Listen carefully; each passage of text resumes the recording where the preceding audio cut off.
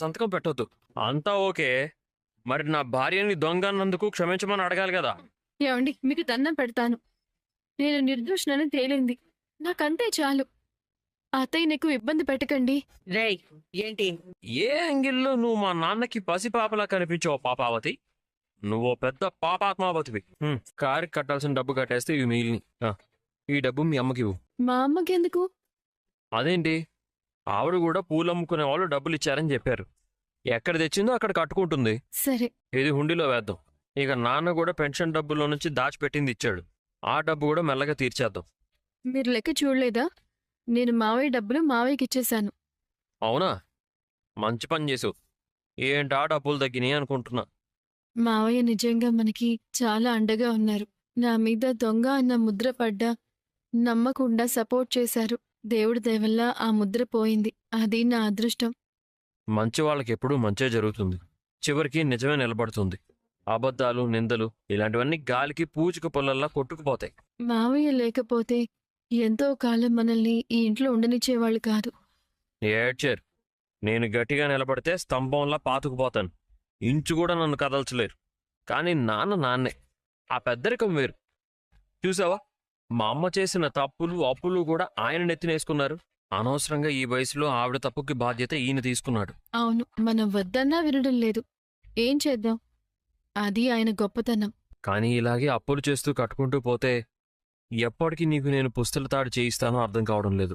ఇప్పుడు నేను బంగారం కావాలని అడిగానా? బంగారం వేసుకోవడం కంటే మీ అప్పు తీరడమే నాకు ముఖ్యం. కనీసం పుస్తల తాడైనా చేయించాలి కదా. నిదానంగా అన్నీ చేయించొచ్చు.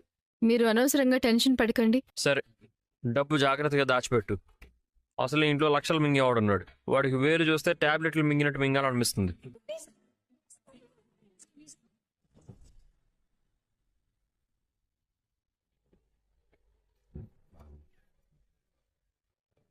బాబాయ్, ఎన్నాళ్ళకొచ్చారు? రండి, కూర్చోండి. మీ మావయ్య ఉన్నాడమ్మా? పిలుస్తాను. మావయ్య. ఉన్నారే. అందరూ ఉన్నప్పుడే మాట్లాడాలని పిలిచాను. ఏమ్మా, మా నాన్నకి సంబంధం చూడమని పిలిచాడా ఏంటి? ఈ వయసులో పెళ్లి చేసుకుంటే లోకం నవ్విపోదన్న నమ్మకం ఉండాలే గాని నేనెప్పుడూ మీ అత్తను వదిలేసి రెండో పెళ్లి చేసుకునేవాడిని కదరా. అది నీ ఓపిక మావా. ఏంటన్నయ్య గారు ఇలా వచ్చారు? నా స్నేహితుడితో కష్టసుఖాలు మాట్లాడుకోవాలని పిలిచాను. కష్టమేంటి సుఖమేంట్రా? సుఖపడే రోజులు పోయి ఈ వయసులో కష్టపడే రోజులొచ్చాయిరా. ఎందుకొచ్చాయరా? 30 ఏళ్ల కింద ఒక తప్పు చేశాను. ఏంటా తప్పు? ఇదిగో ఈవిడ్ని పెళ్లి చేసుకున్నాను. ఆ మిస్టేక్ ని ఎలా రెక్టిఫై చేసుకోవాలనుకుంటున్నారు అంకుల్? మెడకు పడ్డ పాము కరవకా మానదు, మెళ్ళో కట్టిన తాలికి తల వంచి భార్యని భరించక తప్పదు. ఏంటన్నా, ఏమైంది? మా ఆవిడ మూలంగా 5 లక్షల అప్పు అయింది.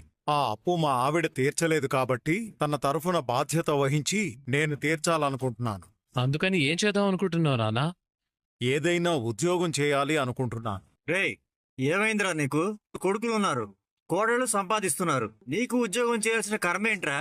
ఉద్యోగం చేయడం కర్మ కాదురా, కర్తవ్యం. నాకీ వయసులో కొత్తగా అప్పు అయింది. అది నువ్వు చేసిన అప్పని ఎవరన్నారు నాన్న? మీ అమ్మ చేసిన అప్పు భర్తగా నేనే కదా తీర్చాలి. ఏదో ఇస్తే తీసుకున్నా అది తప్ప?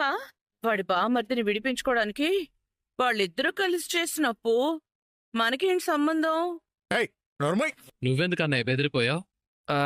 ఏం లేదురా. రేయ్, జరిగిందంతా నాకు కామాక్షి చెప్పిందిరా. నేనిలా అంటున్నానని తప్పుగా అనుకోకు. నీ వల్ల అయినా చెల్లెం వల్ల అయినా అందరూ కలిసి పంచుకోవడమే న్యాయం. మా 5 లక్షల అప్పు నాకయింది. అది మా అమ్మ శివ మీద కేసు పెట్టడం వల్ల అయింది. మేము తెచ్చిన 5 లక్షల్లో ఈవిడ 2 లక్షలు లంచం తీసుకుంది. మిగతా 3 లక్షలు లాయర్కి ఇవ్వడం జరిగింది. ఇందులో ఎక్కడా నాన్న ప్రసక్తే లేదు. మా నాన్నకి ఎలాంటి సంబంధమూ లేదు. ఈ వయసులో ఉద్యోగంకెళ్ళి అప్పు తీర్చే పని అయితే అసలు మా నాన్నకి ఆ అప్పుకి ఎలాంటి సంబంధం లేదు. నా పేదో నేనే తీర్చుకుంటాను. మావయ్యకి ఏం సంబంధం లేదు కాబట్టి నిజంగానే ఆ అప్పు నేను ఆయన కట్టుకుంటాం బాబాయ్. అంకుల్ కి సంబంధం లేదు సరే, ఆంటీ ఫేక్ కేస్ పెట్టడం వల్లే కదా మీకు అంత అప్పు అయ్యింది. ఆంటీ ఎలాగూ డాన్స్ క్లాస్ నడుపుతున్నారు కదా, ఆవిడే కట్టుకుంటారు. ఆవిడ అప్పు తీర్చేసరికి నాకు నా అంత కొడుకుంటాడు గాని ఏం అవసరం లేదు. ఎందుకు అవసరం లేదు? మీరు రూపాయి జమ చేయడం కోసం ఎంత కష్టపడ్డారో నాకు తెలుసు. ఎన్ని గడపలెక్కి దిగారో నాకు తెలుసు. ఎంతమంది దగ్గర అప్పు కోసం చేయి చాచారో నాకు తెలుసు. అలా తెచ్చిన డబ్బులోంచి 2 లక్షలు లంచం తీసుకొని అవి పోయాయని మళ్ళీ మీనా మీద దొంగతనం మోపింది మీ అమ్మ. చదువుకునేవాణ్ణి ముందు దొంగని చేసింది. వాణ్ణి విడిపించడం కోసం 2 లక్షలు తీసుకుంది.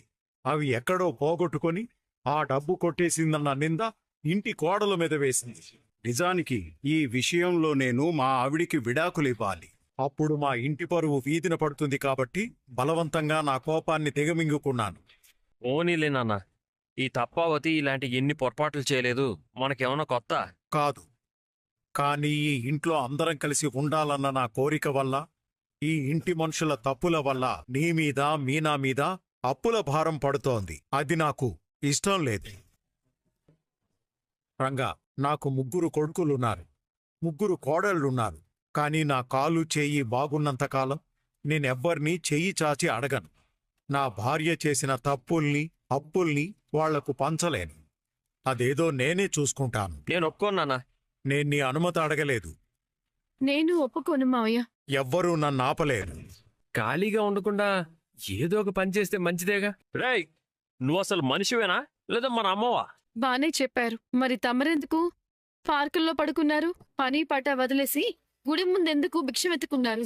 సిగ్గుండాలి ఆ మాట అనడానికి. అదుంటే అంకుల్ జాబ్కి వెళ్ళడం కరెక్టే అని ఎందుకంటారు? నువ్వు నోరు మూసుకొని ఉండలేవా మనోజ్? నిన్ననాలంటే అందరు రెడీగా ఉంటారు. అవును, రెడీగా ఉంటాం. అర్థమైందిగా. ఇంకొకసారి ఆలోచించి మాట్లాడమను. సరేరా, ఇదే నా నిర్ణయం. మంచిదిరా, చూస్తాను. ఎంత చెప్పినా విన్నరుగా.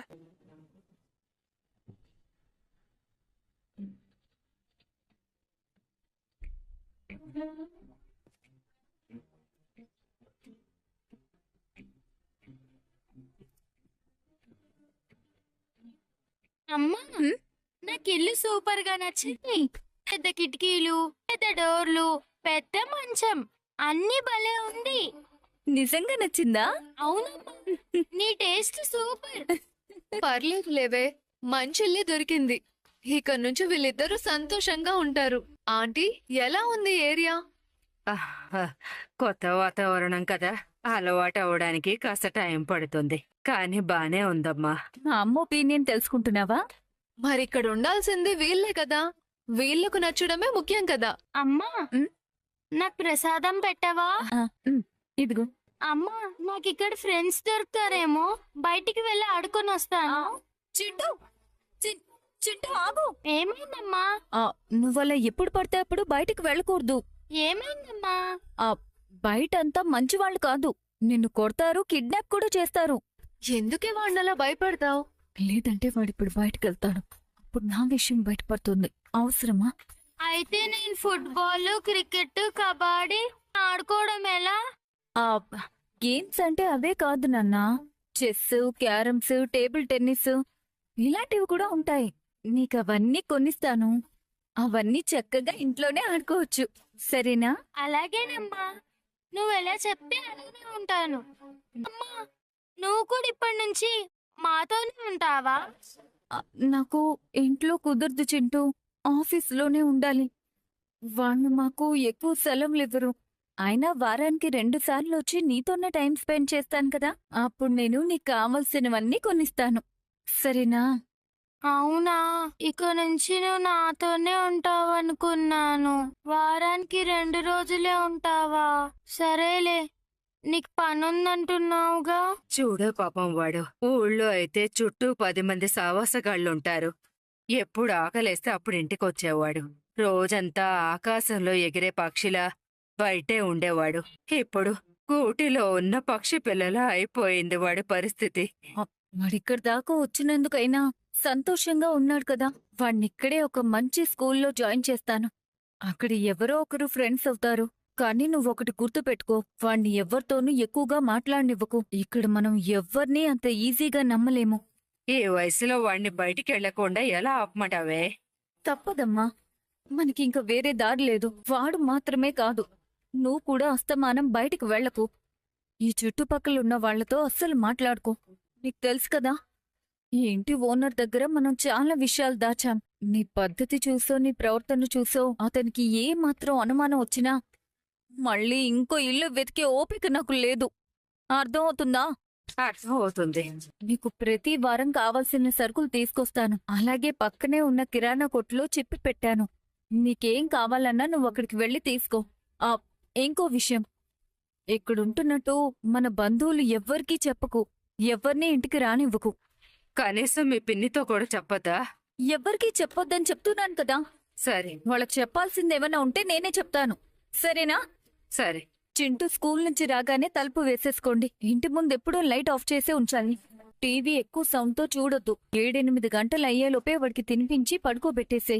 అసలు ఈ ఇంట్లో మనుషులున్నట్టు కూడా ఎవ్వరికీ తెలియకూడదు. దేనికంటే మమ్మల్ని జైల్లో పెట్టుండాల్సింది కదా. కనీసం అక్కడ బయటకొచ్చి ఆకాశాన్ని చూసే అవకాశమైనా ఇస్తారు. అర్థం చేసుకోమ్మా. నేను కారణం లేకుండా ఏం చెప్పను. మీరు ఈ ఏరియాలో ఉంటున్నారని ఆ బాలు మీనాకి తెలిస్తే చాలా పెద్ద ప్రాబ్లం అవుతుంది. నిజమే, అప్పుడు రోహిణి జైలుకి కూడా వెళ్లాల్సి వస్తుంది. నువ్వు కాస్త నోరు మూసుకుంటావా? నా భయాలు నాకున్నాయి. నన్ను చూస్తే నీకు వెటకారంగా ఉంటుంది కదా అమ్మా. గుర్తుంది కదా? అబ్బా, ఎన్నిసార్లు చెప్తావే? అన్నీ గుర్తున్నాయి. ఇల్లు దాటి బయటికి వెళ్ళకూడదు. లైట్లన్నీ ఆఫ్ చేయాలి. రాత్రి త్వరగా పడుకోవాలి. అంతే కదా? అంతే. ఆ తర్వాత ఇక్కడ దగ్గరలోనే ఓ హాస్పిటల్ ఉంది. అప్పుడప్పుడు చెకప్కి వెళ్ళిరా.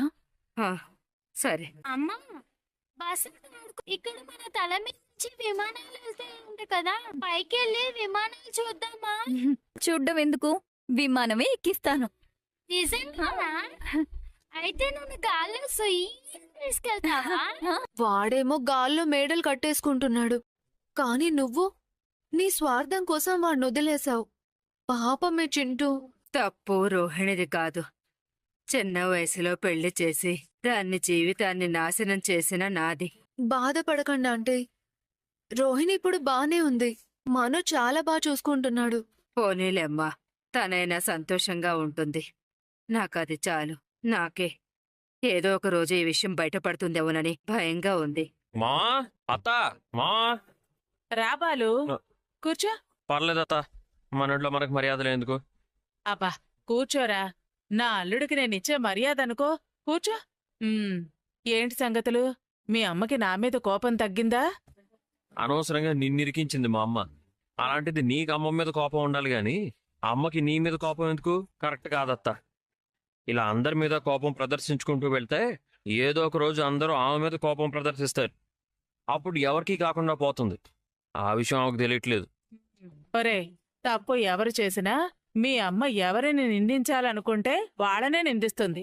మనిషిలో మార్పు రాదని తెలిసాక అలా ఉండకూడదు, ఇలా ఉండాలి అని ఆశపడటం కూడా తప్పే. అది సరే, మా ఇంట్లో లేడా? అదిగో ఆయన మాటల్లోనే వచ్చారు. ఎరా బాలు, ఎంతసేపు అయింది వచ్చి? ఇప్పుడే వచ్చాను మా. కూర్చోరా. సరే, మీ ఇద్దరు మాట్లాడుతూ ఉండండి. నేను మీ ఇద్దరికి కాఫీ తీసుకొస్తాను. ఎరా, నీ నాన్న పని మీదే స్కూల్కి వెళ్ళి వస్తున్నానురా. అక్కడ ఆల్మోస్ట్ అంతా ఓకే. త్వరలోనే ఏ విషయం చెప్తా అన్నారు.